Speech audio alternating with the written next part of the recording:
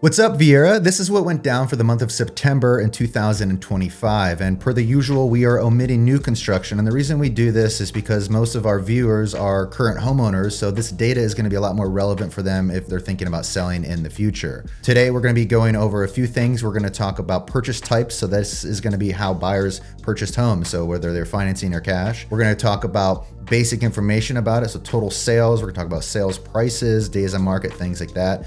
Then we'll get into a little bit more nuanced information. We'll talk about the high sale, the million plus category, and trends that we are seeing in the market. And then at the end of this, we are going to be covering a question that one of our loyal subscribers asked us, and it's basically the correlation of mortgage rates, median sales price, days on market, stuff like that. So we've put together some cool graphs. We'll be sharing that at the end of this video, so make sure that you stick around. And if you have a question, make sure that you leave a comment on this video because we will answer your question and we'll put it at the end of this video. So next month, we could be featuring your question with our answer. So let's break down the purchase type. So last month, we saw a total of 42 sales. Out of those 42 sales, 22 of those were conventional, so more than 50% of total sales were due to conventional buyers. 16 were cash buyers. This is a high number, one of the highest numbers we've seen so far this year. 3 belonged to VA transactions, and then there was 1 FHA deal. So in total, we're looking at 62% of all of the sales in this area were financed. And again, we bring this up because if you are thinking about selling your home,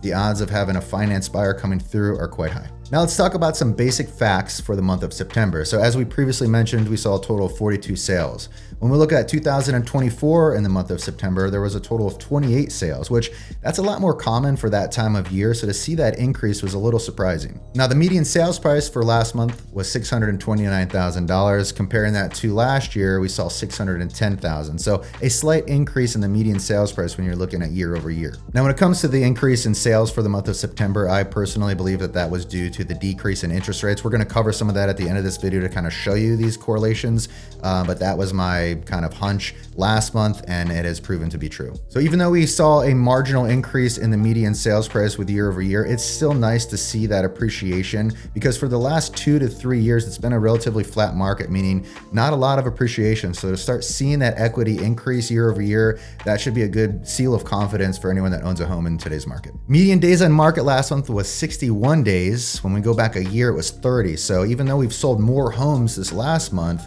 they are taking a little bit longer to sell. And this is due to the amount of inventory that we currently have in this month. And in the grand scheme of things, 61 days still isn't a lot when you look at national averages. We have some markets that are taking 100, 200 days plus. So when you're looking at 2 months, that's more or less kind of like a normal market. However, I will say personally, our team likes to see these numbers between 30 and 45, and that comes into play with a correct pricing strategy, great exposure on these listings, and just having that communication with the sellers as far as like expectations and what the market is doing, not just listing aspirationally or at kind of a price that it might be unattainable, but being smart about the way that you list property. And the last thing I'll cover for this category is going to be the median sold price to the original list ratio, which for the month of September was 94.8%. Now we report on this every month, and that number is generally between 95 and 96%. I believe this number is a little bit lower because we're seeing a little bit more negotiation occur in the market, meaning buyers are seeing asking price and they're offering, sometimes 10% less, and they're trying to find that balance of where they end up landing the plane.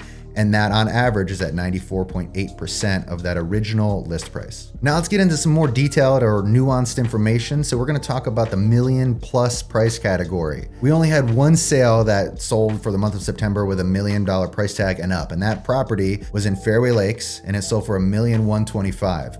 It's also the high sale for the month because it's the only one. And it was a massive home, so over 4,000 square feet, 3-car garage, great pool, and in a gated community. So Fairway Lakes is very desirable. And this year, we've seen more sales in that specific community than almost any year prior. We're still seeing a lot of movement in the south sector of Viera West. So that's gonna be Trasona Cove East West, Sierra Cove, and Sendero Cove. So nearly 1/5 of all the transactions for the month of September occurred in this area. And our team held it down. So we had 9 closings last month. 3 of those closings were in this specific area. So Trasona Cove East West, Sierra, and Sendero Cove. This was surprising. So 13 of the 42 sales belonged in 55 and plus communities, and these were exclusive to Bridgewater and Heritage Isle. So old people are still buying homes apparently. Now let's talk about what percentage of homes that sold actually sold at asking price, because this is a really common question. So when I looked at all 42 sales, 8 of the total sales, so again, almost 20% of all of the sales for September sold at asking price or above.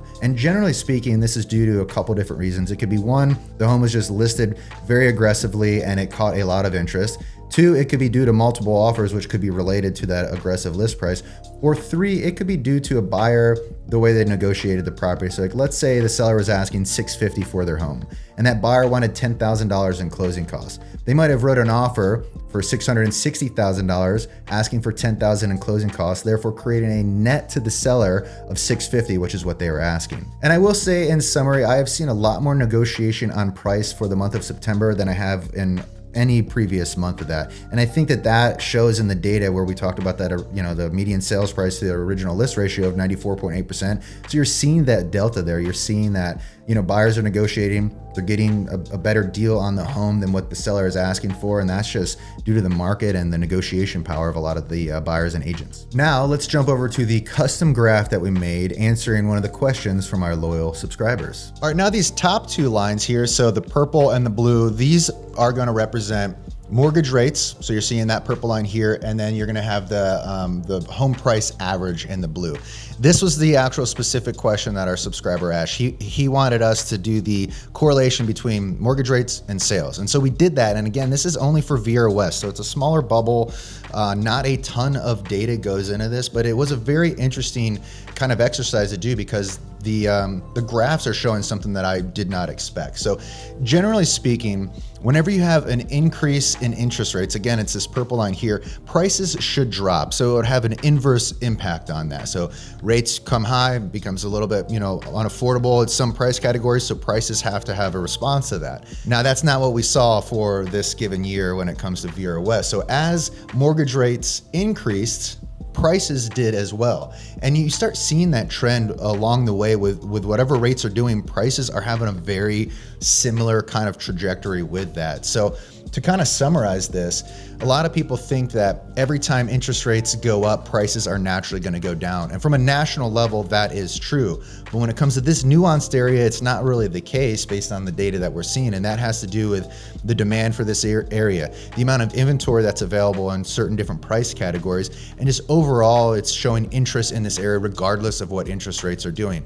Now, of course, interest rates have a lot to do with your own budget and what you can afford. And that is going to be the overall determining factor for you to purchase something.